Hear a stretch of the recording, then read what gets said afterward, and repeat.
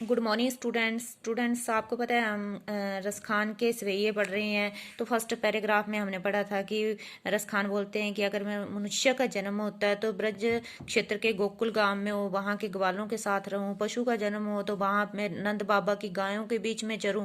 अगर पहाड़ बनूं तो गिरधर पर्वत का पहाड़ बनूं जिसे श्री कृष्ण ने अपनी उंगली पर उठाया था। अगर पक्षी बनूं तो जमुना नदी के किनारे कदम के पेड़ पर बैठूं।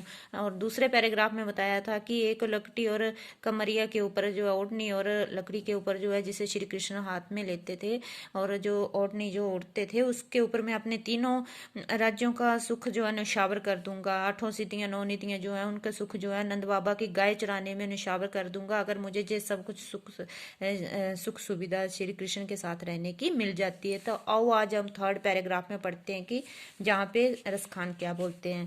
बोलते मोर पखा सिर ऊपर राखी हूँ, गुंज की माल गरे पहिरोंगी, ओडी पितंबर ले लकटी बन, गोदन गवारिन संग फिरोंगी। बोलता मोर पखा सिर ऊपर रखियो।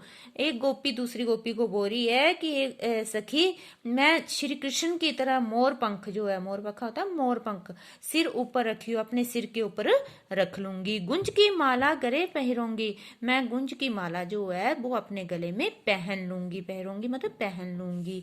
ओडी पितंबर ले लकुटी बन गोदन गवारिन संग फिरोंगी।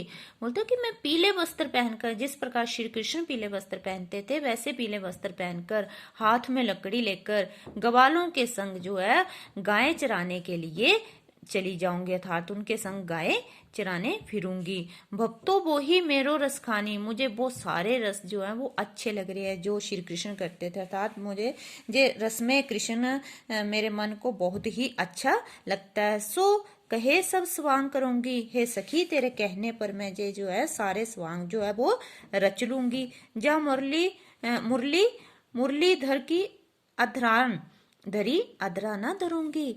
बोलती या मुरली मुरली धर की अधरान, बोलता कि मैं जो परंतु जो श्री कृष्ण की मुरलीधर किसे बोला है, श्री कृष्ण को बोला है। बोलता कि श्री कृष्ण की जो मुरली है उसे धारण नहीं करूंगी, अधरा ना धरूंगी।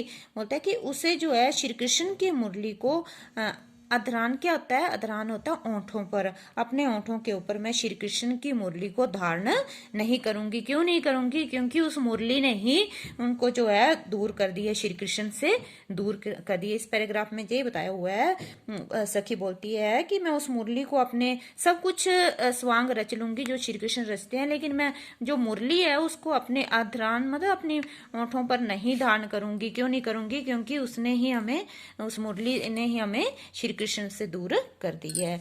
और आओ अब नेक्स्ट पैराग्राफ में पढ़ते हैं क्या बताया गया है। बोलता काननी दे अंगुरी रहिवो, जब ही मुरली धुनी मंद बजे है। बोलते कि काननी दे अंगुरी रहिवो, बोलते कि जब श्री कृष्ण, सखी बोल रही है कि जब श्री कृष्ण मुरली की धुन बजाएंगे, मुरली धुन बंद बजे, जब मुरली की धुन जो है बजेगी, मंद मंद जो है मुरली की धुन जो है वो मधुर मधुर मुरली की धुन बजेगी। काननी दे अंगुरी रही वो, मैं अपने कान, कानी होता है कान में, अपने कान में, अंगुरी होता है अंगुली रख लूंगी। बोलता कि जब श्री कृष्ण मुरली की धुन जो है मधुर मधुर मुरली की धुन बजाएंगे तो मैं अपने कानों में उंगलियां रख लूंगी। मोहनी तानन सो रसखानी, आटा चढ़ी गोदन गेहे तो गेहे। बोलता है कि मोहनी तानन रसखानी, बोलता है कि उस मोहनी मतलब उस वश में करने वाली तान को मैं नहीं सुनूंगी, श्री कृष्ण की तान को नहीं सुनूंगी। आटा चढ़ी गोदन गहे तो गहे, अगर श्री कृष्ण ऊपर ऊंचे स्थान पर चढ़कर भी मुझे जो है वो सुनाएंगे। आटा होता है अटलिका मतलब महल जो है, महल के ऊपर जो है चढ़कर भी मुझे जो है इसकी तान, मुरली की तान सुनाएंगे तब भी मैं नहीं सुनूंगी, अर्थात उसकी धुन को नहीं सुनूंगी। होता तेरी कहो सिगरे ब्रज लोगनी, काल ही कऊ कितनो समझे हूँ, मायरी वा मुख की मुस्कानी सम्हारी, ना जहे ना जहे ना जहे।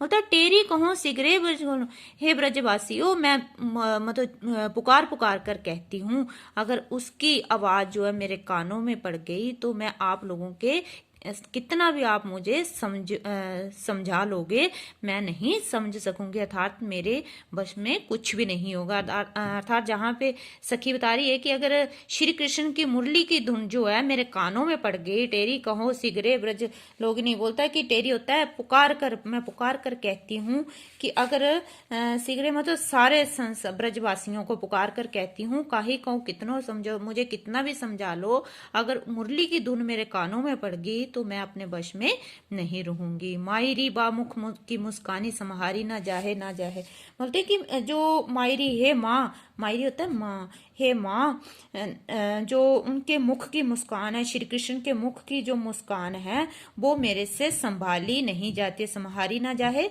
मतलब संभाली नहीं जाती है, नहीं जाती है, नहीं जाती था। तो इसमें यही बताया गया है, गोपियां जहाँ यही बताना चाहती हैं कि जो श्री कृष्ण की मुरली है, जो बांसुरी है, उसकी वजह से वो श्री कृष्ण से दूर हो गए हैं, इसलिए वो श्री कृष्ण की बांसुरी को सुनना नहीं चाहती हैं। स्टूडेंट्स, ये आपने जो कविता मैंने पढ़ाई है इसको ध्यान से पूरी वीडियो को आपने देखना है, फिर मैं आपको उसके क्वेश्चन आंसर पूछूंगी। Thank you.